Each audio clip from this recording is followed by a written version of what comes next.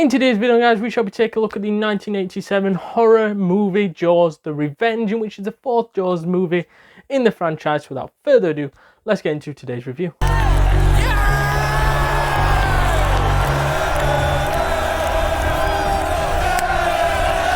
So I thought that this movie was an utter pile of shit. And I think they have not learned from the previous installment, Jaws 3. Let's be honest, right? From Jaws, after Jaws 2, you may as well write the franchise off as there's nothing good about the third and fourth installments. There's no good character development. There's nothing new that they're adding to the franchise. They're just trying to build upon the reputation of the original. And in a way, they're not building on it, they're ruining it. Because of just producing two crap sequels, no story written that's actually decent, because whoever came up with the idea of a hitman-like shark that knows who all the Brody family are and are killing them off one by one is just a fucking idiot. Because honestly, the shark in Jaws does not have a mind at all, and he's just killing things, whatever's in his way, because it's feeding time. Not because he wants to kill all the Brody family, and that's what happens in this particular movie. I think a lot of the failure of this movie goes down to one thing, and that is because they turned it into a money grab. Because they just wanted to pump out another sequel. Oh, we'll get people's bums in seats because we're just doing another shark film on Jaws, and the name Jaws will just sell this movie. And the shark will sell this movie. However, I just think it was this is the reason why we didn't have a Jaws 5. Because they had two shit sequels on a row, because they didn't learn what the third one did bad. They didn't learn why the third one went bad, and they just made another money grabbing sequel. And you could tell that's what Universal wanted to do. They would have made about 10 sequels. Look what they did with Fast and Furious, for fuck's sake. Know what I mean? They've made countless movies now and movie franchises where they can't stop making sequels because they're just trying to make more money instead of thinking about the products that they're releasing. And I think this was one of the first franchises that suffered from that. Moving on, I did like something about this movie, and that was the referral back to Jaws 1. However, I must say though that they did this way too much. As they did it in a cool scene when, obviously from the original, where Brody's son is copying Brody at the dinner table, going like this and that. And it really is a cool scene in the movies. It's sort of a little bit of a funny scene in the original, and they try it in this one. It doesn't quite pay off the same, but I can see what they were trying to do. It was a good homage. However, they did similar things later down the line, in which weren't a homage. It felt they were piggybacking on the original, in which was the part at the end of the movie where obviously Brody gets the gun and says, "Smiles, you son of a bitch," shoots the tank in the shark's mouth. Bosh, the shark is dead. They tried to use that over the top of the ending of the movie to try to build, I think, some sort of suspense that wasn't there. And she just shoots the gun, and then I don't know how or what was in the shark for it to go bang, but it goes bang, and it's like, it's not really clear what's going on.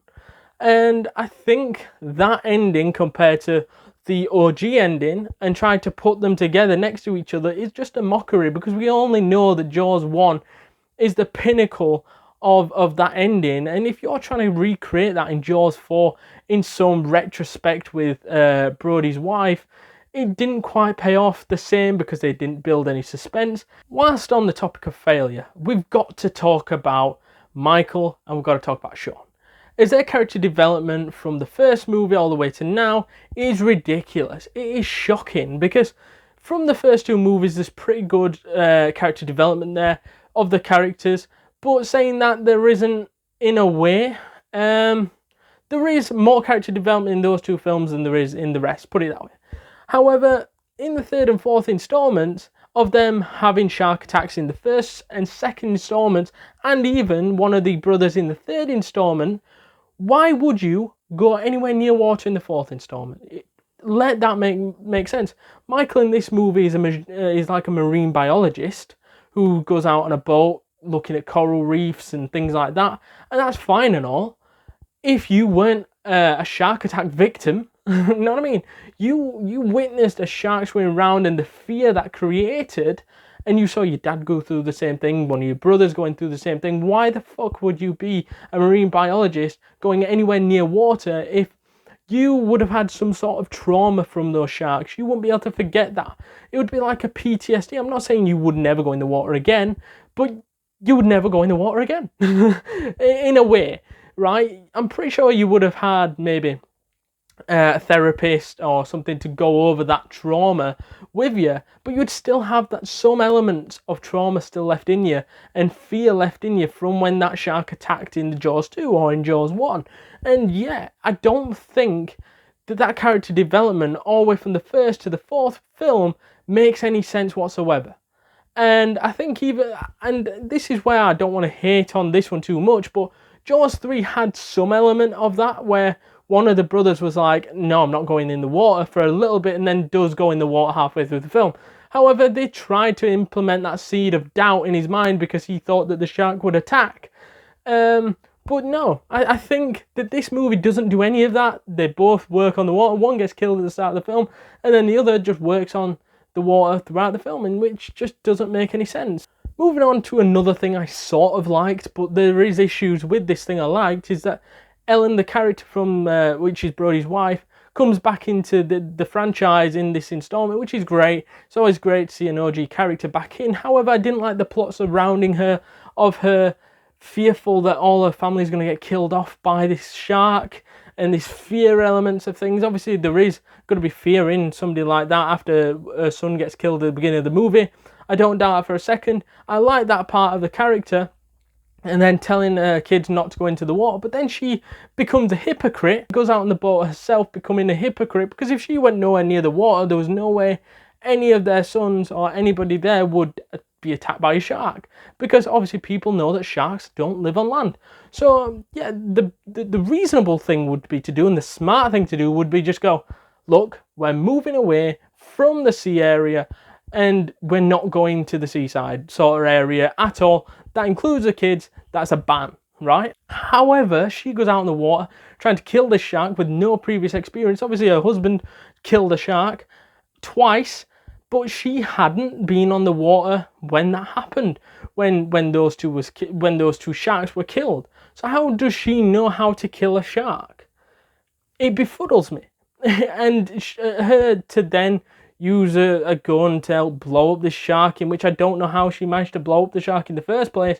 It didn't really make much sense, and she became a hypocrite, and it just didn't really fucking work, did it? Let's be honest. I did like Helen coming back in, but the plot surrounding it was just plain awful. On the actors and actresses, I don't think any of them shone, even though there were some big names in here, as we saw the likes of Lorraine Gray, Lorraine Guest, Mario Van Pebbles, Mitchell Anderson, Garen Young, Lynn Whitfield, and obviously Michael Caine. To summarise Jaws the Revenge, for the better words, this was shit. It was terrible. It didn't have no character development. It had a few good things, but the bad things clearly outweigh the good things. Hence why I rate this movie a 3.1 and a terrible film. So let me know down in the comments down below whether you thought it was good, it was bad, it was terrible, it was amazing. Let me know down in the comments down below, please. Also, we have noticed not enough people have been smashing that subscribe button, to do that now, please. Also, hit that notification bell, hit that like button. I shall see you guys in the next one. Later.